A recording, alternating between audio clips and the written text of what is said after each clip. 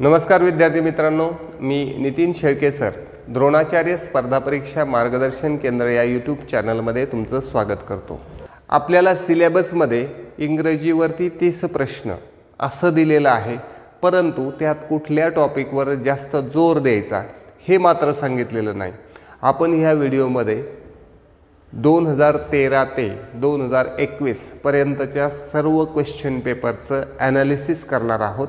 प्रत्येक प्रश्न कोणत्या टॉपिकवर विचारला असं क्वेश्चन वाईज त्याचं डिस्ट्रीब्युशन करणार आहोत।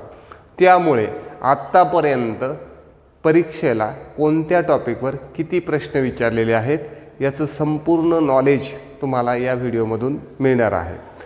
पेपर 1 असो, पेपर 2 मध्ये सामाजिक शास्त्र असो किंवा गणित विज्ञान असो, प्रत्येकाला 30 मार्कासाठी इंग्रजी यावरती प्रश्न विचारले जाणार आहेत। इंग्रजी विषयावर प्रश्न विचारले जाणार आहेत, म्हणून तुम्हाला आणि इंग्रजी विषयाचे मार्क्स मिळवणं तुलनेने अवघड आहे असं आपल्या सर्वांचं मत असेल, तर आपण या पद्धतीने जर अभ्यास केला तर इंग्रजीमध्ये 100% मार्क्स मिळवू शकतो।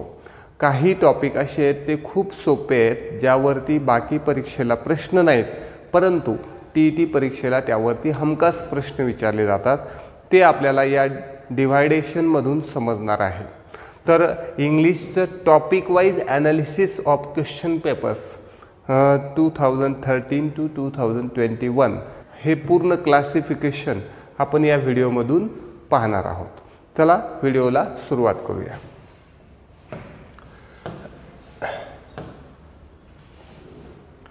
व्हिडिओला सुरुवात करण्यापूर्वी ज्या विद्यार्थी मित्रांना बॅचेस जॉईन करायचे आहेत, TET CTETच्या बॅचेस ज्यांना जॉईन करायचे आहेत त्यांच्यासाठी क्लासेसमध्ये ऑनलाईन व ऑफलाईन बॅचेस सुरू आहेत।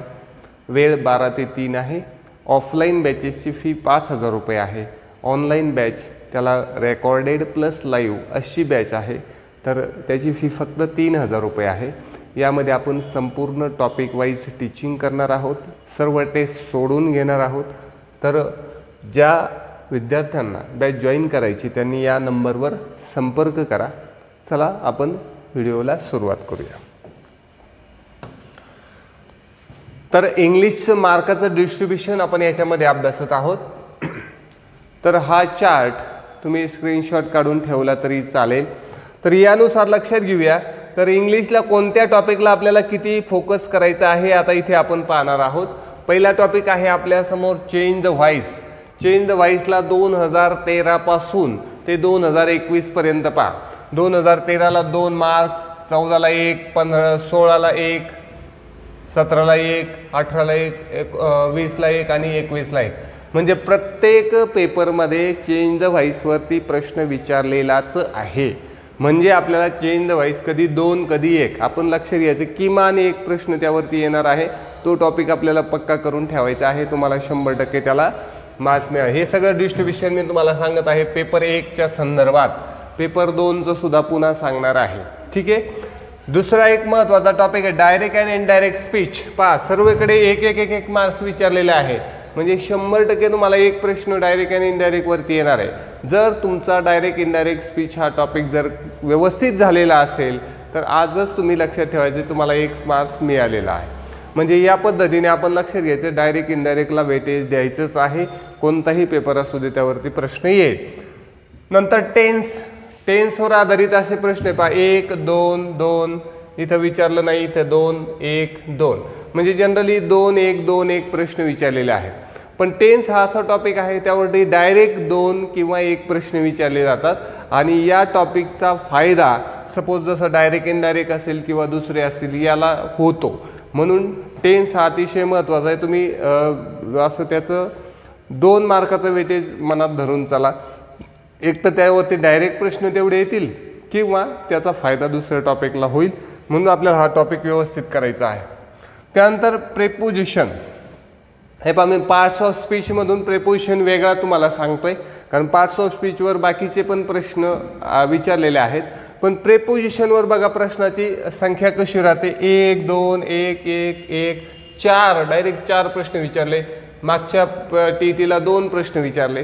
प्रेपोजिशन हा टॉपिक आपल्याला खूप व्यवस्थित करायचा आहे, म्हणजेच आपण म्हणूया शब्दयोगी अव्यय। यावरती 2-1-2-1 कधी 4 पण प्रश्न विचारले गेलेले आहेत. म्हणजे हा आपल्या पेपरच्या संदर्भात खूपच महत्त्वाचा असा टॉपिक आहे प्रेपोजिशन. फिगर्स ऑफ स्पीच म्हणजेच भाषेचे अलंकार यावरती सहसा दुसऱ्या परीक्षेला प्रश्न विचारलेला नसतो, परंतु आपल्या TET पेपरमध्ये यावरती प्रश्न असतो. हे पहा 13-14ला यावरती प्रश्न आलेले आहेत. अलीकडे काही एवढा प्रश्न विचारला नाही, परंतु प्रश्न विचारण्याची शक्यता आहे. छोटा टॉपिक आहे, तो तुम्ही अभ्यास करून ठेवायला पाहिजे. त्यानंतर क्लॉजेसवरती पण एक प्रश्न विचारला जातो. हे पाहिजे 13, 14 आणि 16 आणि त्यानंतर 2020 यामध्ये पेपर 1ला त्यावरती प्रश्न पडलेला आहे. म्हणजे क्लॉजेस आपल्याला अभ्यासायचे आहे. Noun clause, adjective clause, adverb clause हे आपल्याला व्यवस्थित करून ठेवायचं आहे. नंतर आर्टिकल हा तर प्रश्न येतोच आहे बघा. 2-2-1-1-1-1-1 म्हणजे आर्टिकलवर तुम्हाला एक प्रश्न गृहीत धरायचा आहे. त्यामुळे आर्टिकल हा पॉईंट आपण व्यवस्थित करूया.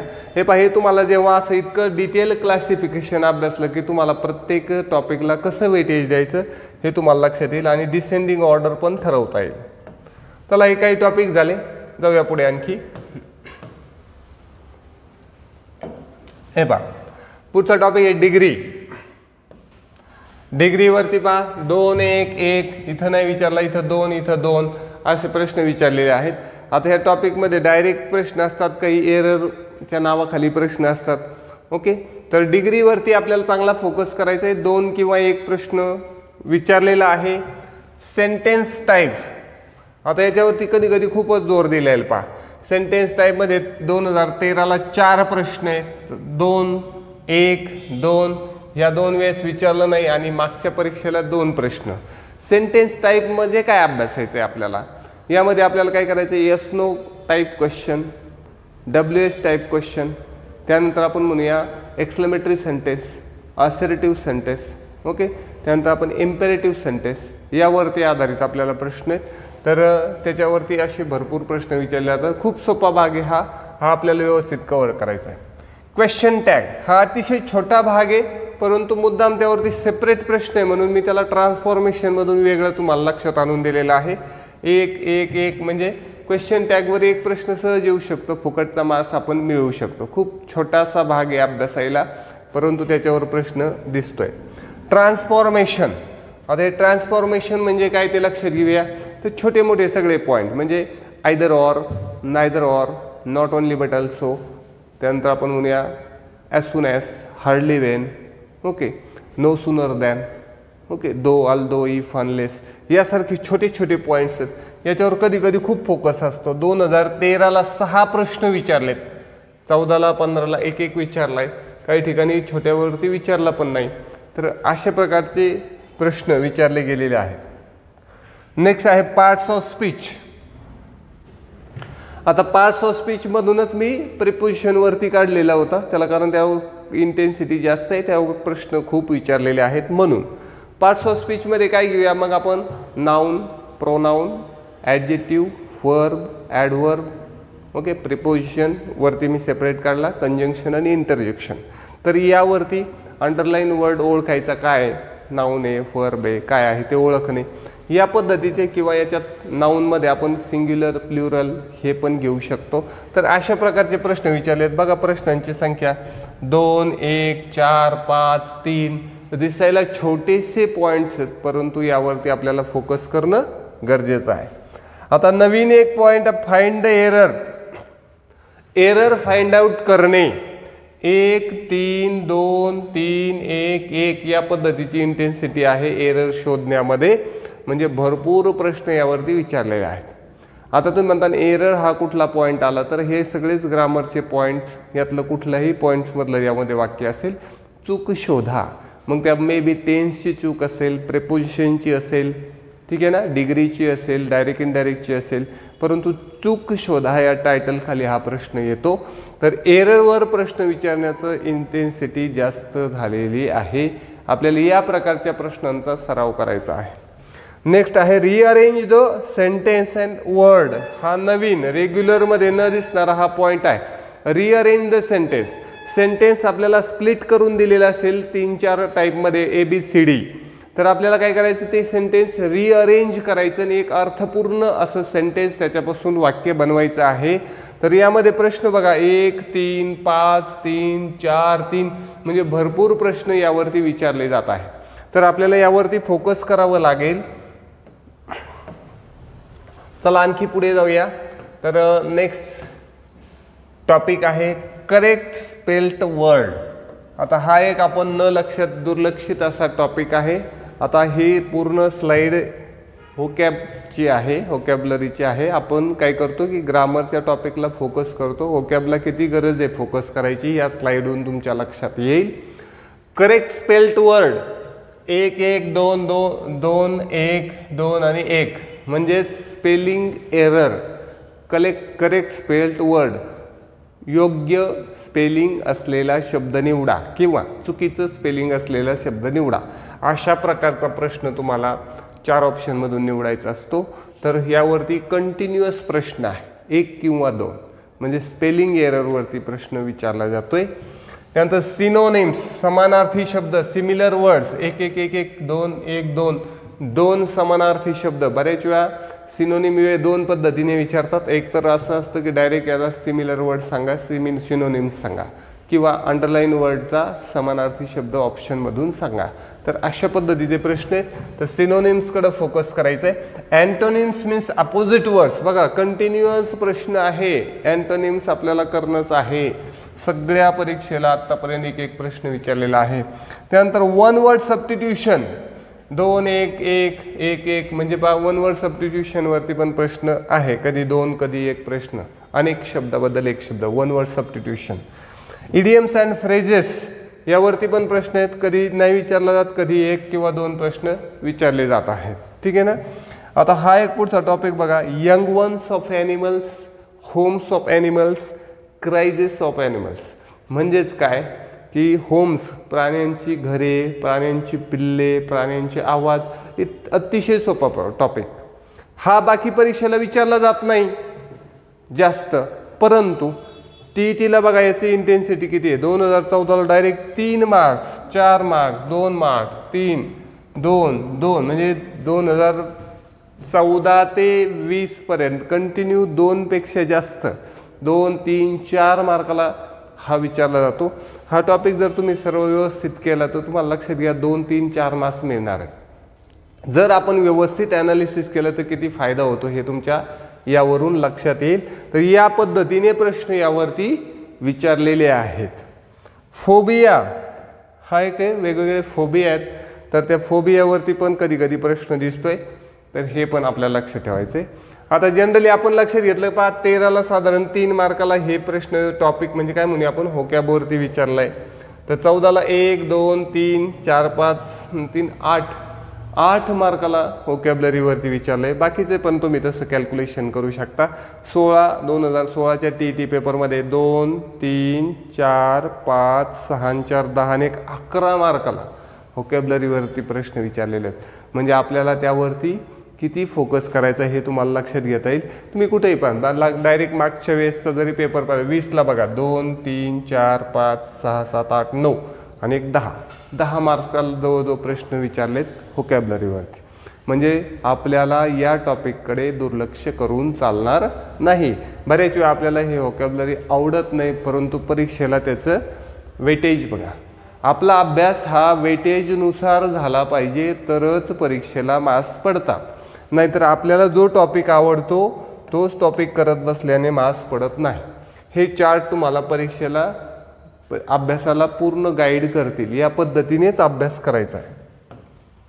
आता आपण पेपर 2 कडे जाऊया. पेपर 2 मध्ये आत्ताच कोणत्या टॉपिकवर फोकस आहे, सिमिलर आहेत बरेचसे, थोडंसं व्हॅरिएशन आहे म्हणून मी तुम्हाला सेपरेट चार्ट बनवून दाखवलेत. पेपर 2 मध्ये बघा काय होतंय, चेंज द व्हॉइस वरती बघा कसा फोकस आहे. चेंज द व्हॉइस 1 2 2 1 1 1 1 म्हणजे चेंज द व्हॉइस वरती अजून थोडासा फोकस वाढलेला आहे. 2 प्रश्न 1 प्रश्न असं होतंय. डायरेक्ट अँड इनडायरेक्ट पहिल्यांदा 1 1 होता, इथं कधी कधी 2 प्रश्न पण येत आहेत. डायरेक्ट इनडायरेक्ट परत करायचं आहे. टेन्स वरती पण 1 2 1 2 1 2 प्रश्न आहेत. टेन्सला वेटेज द्यायचंच आहे. प्रेपोजिशन तिकडं पण कंटिन्यू होता, इथं पण कंटिन्यू आहे. पेपर 1, 2 प्रेपोजिशनला सोडायचं नाही. फिगर ऑफ स्पीचचं इथे इंटेन्सिटी जास्त आहे बघा. पेपर 1ला फिगर ऑफ स्पीच कंटिन्यू नव्हता, पण पेपर 2ला बघा एक एक एक एक एक सगळीकडे आहे. म्हणजे भाषेचे अलंकार याला पेपर 2ला कंटिन्यू प्रश्न आलेला आहे. आत्तापर्यंत कंटिन्यू प्रश्न याच्यावरती विचारला जातो. क्लॉजेसवरती तिथं थोडेसे कमी होते, पण इथं बघा जवळजवळ कंटिन्यू क्लॉजेसवरती प्रश्न आहे. मग तुम्हाला क्लॉजेस हा टॉपिक करायचा, 1 वाल्यांना पण करायला लागेल, 2 वाल्यांना पण. क्लॉजेसवरती इथं इंटेन्सिटी थोडीशी वाढलेली आहे. आर्टिकलवरती प्रश्न सगळीकडे आहे. आर्टिकलचा एक प्रश्न धरून चालायचा आहे. म्हणजे आता तुम्हाला लक्षात यायला लागलंय की आपल्याला कोणतं काम करायचं आहे. पहा पुढे डिग्रीवरती 1 1 1 म्हणजे कधी विचारतात कधी नाही विचारतात, पण एका मार्काचं वेटेज डिग्रीवर धरता येईल आपल्याला. त्यानंतर rhetorical question, WH question, yes no question, अशा प्रकारच्या क्वेश्चनवरती एक प्रश्न येतोय. 1 1 1 एखाद्या वेळेस नाही विचारला, पण एक प्रश्न तर क्वेश्चनवरती येतो. त्यानंतर ट्रान्सफॉर्मेशन यावरती थोडंसं प्रमाणित हे कमी झालेलं आहे. छोटे छोटे टॉपिक जे बोललो होतो आपण ते इथं 1ला विचारलं. त्यानंतर 2016ला 1ला, 18ला 2 प्रश्न विचारले. तर ट्रान्सफॉर्मेशनवरती असा फोकस द्यायचा आहे. पार्ट्स ऑफ स्पीच यावरती चांगला फोकस आहे. पार्ट्स ऑफ स्पीच म्हणजे आपण पाहिलं होतं प्रेपोजिशन जसं पाहिलं होतं वेगळं, तसं उरलेले 7 पार्ट्स ऑफ स्पीच यावरती 3 3 1 3 3 म्हणजे चांगलं फोकस आहे. 2-3 प्रश्न म्हणजे पार्ट्स ऑफ स्पीच आपल्याला चांगलं करायचं आहे. फाइंड द एररवरती जरा जास्त जोर दिलेला आहे. एरर फाइंड आउट करणे. 3 प्रश्न 13ला 2, 5 प्रश्न 2016ला 5 प्रश्न आले. 2 2 2 2 म्हणजे 2च्या प्लस 3 4 5 असे प्रश्न तुम्हाला फाइंड एरर यावरती विचारणार बघा. म्हणजे किती मोठा टॉपिक झाला हा. आता नवीन एक बघा तिकडं नसलेला मी इथं rearrange the sentence or word. Rearrange the sentence आपण म्हणलं होतं सेंटेन्सचे 4 तुकडे करून दिले जातील, त्याचा योग्य क्रम लावा. त्याचप्रमाणे रिअरेंज द वर्ड. वर्ड म्हणजे शब्द, शब्दाचा क्रम लावा. म्हणजे स्पेलिंग असतं, स्पेलिंगचे अक्षर असे वाकडे तिकडे दिले जातील, मागे पुढे दिले जातील, याला जुळवून योग्य आणि अर्थपूर्ण असा शब्द तयार करा. अशा प्रकारचे प्रश्न यामध्ये विचारलेले आहेत. पुढे जायचं आहे आपल्याला. आता ह्या स्लाइडमध्ये जरा वेगवेगळे टॉपिक म्हणजे प्रश्न जरा वेगळे दिसले. कंप्लीट द सेंटेन्स हा एक प्रश्न दिसला. Complete the sentence. Complete the sentence 2014ला डायरेक्ट 7 प्रश्न आले. ओके. त्यानंतर 17ला 1 प्रश्न. कंप्लीट द सेंटेन्स म्हणजे सेंटेन्स अर्ध दिलेलं आहे आणि त्याच्यात 4 ऑप्शन दिलेले आहेत. त्यापैकी एक ऑप्शन तिथे अटॅच करून योग्य आणि असं व्यवस्थित सेंटेन्स कंप्लीट करायचं. तर अशा प्रकारचा प्रश्न विचारले जातात अलीकडे काही. त्यानंतर simple, complex and compound sentence. ह्या सेंटेन्सवरती कंटिन्युअस प्रश्न आहे. Simple sentence, complex sentence, compound sentence याच्यावरती कंटिन्यू प्रश्न विचारलेला आहे. यावरती लक्ष द्यायचं आहे. कंप्लीट द डायलॉग हा एक प्रश्न आला होता. डायलॉग कंप्लीट करा. जसं इथं सेंटेन्स कंप्लीट करा तशाच पद्धतीचं कंप्लीट द डायलॉग असा प्रश्न आला होता. त्यावर 4-5 प्रश्न विचारले. डायलॉग कंप्लीट करा. संभाषण दोघांचं ते कसं कंप्लीट होईल ते कंप्लीट करायचा प्रश्न आला होता. Correct the sentence. वाक्य करेक्ट करा. एखादं चुकीचं वाक्य आहे ते करेक्ट करा. तर अशा प्रकारचा एक प्रश्न विचारला जाऊ शकतो. तर त्यावरती कधी कधी 1 मार्काचा प्रश्न येतो. स्पेशलिस्ट. जसं अगोदर मी फोबिया सांगितले होते तसे स्पेशलिस्ट म्हणजे न्यूरोटिक, नर्व सिस्टीमचा जो स्पेशलिस्ट त्याला न्यूरोटिक. या पद्धतीने स्पेशलिस्ट डॉक्टरला काय म्हणतात असा एक प्रश्न इथं विचारला जातोय. 2 वेळास कंटिन्युअस विचारला. 20ला 21ला. ठीक आहे. आता आपण जसं म्हणलं ओकॅब. ओकॅबचं काय होतंय बघा. करेक्ट स्पेल्ड वर्ड इथे पण कंटिन्युअस विचारलेला आहे. सिनोनिम्स कंटिन्युअस विचारलेला आहे. अँटोनिम्स कंटिन्युअस विचारलेला आहे. अँटोनिम्स अजून प्रमाण वाढलेलं आहे. वन वर्ड सबस्टिट्यूशन तर 1 2 1 2 1 2 1 2 चालू आहे. वन वर्ड सबस्टिट्यूशनचा फोकस आणखी वाढलेला आहे. त्यानंतर फ्रेजेस कंटिन्युअस विचारले. 1 2 1 2 2 2 लास्टला तर 2 2 कंटिन्यू विचारलेले आहेत. फ्रेजेसचं प्रमाण वाढलेलं आहे. यंग वन्स थोडंसं कमी झालंय. पेपर 1ला जरा जास्त होतं, पेपर 2ला पण तरी करावं तर लागेल. 13ला 3 झाला. त्यानंतर 16ला 1 आणि 18ला 1 म्हणजेच young ones, cries of animals, homes of animals याचं थोडंसं प्रमाण पेपर 2ला कमी, 1ला भरपूर आहे. फोबियावरती प्रश्न पण विचारलेले आहेत. तर अशा पद्धतीने बघा व्होकॅब परत एकदा भरपूर विचारलेलं आहे. जर अंदाज केला तर 1 2 2 4 5 6 3 9 1 10 10 9 8 अशा प्रकारचे प्रश्न आपल्याला व्होकॅबवरती पेपर 2ला देखील विचारलेले आहेत. तर अशा पद्धतीने मी प्रत्येक क्वेश्चनला डिस्ट्रीब्यूट करून तुमच्यासाठी दिलेलं आहे. हे सर्व चार्ट तुमच्याकडे असू द्या, हे तुम्हाला अभ्यास करताना मार्गदर्शक ठरतील आणि याच्या वेटेजप्रमाणेच अभ्यास करा, म्हणजे तुमचा वेळ वाया जाणार नाही, योग्य टॉपिकवर वेळ खर्च होईल. ओके, व्हिडिओ आवडला असेल तर लाईक करा, शेअर करा, सबस्क्राईब करा. लवकरच भेटूया अशाच माहितीपूर्ण व्हिडिओमध्ये. थँक्यू.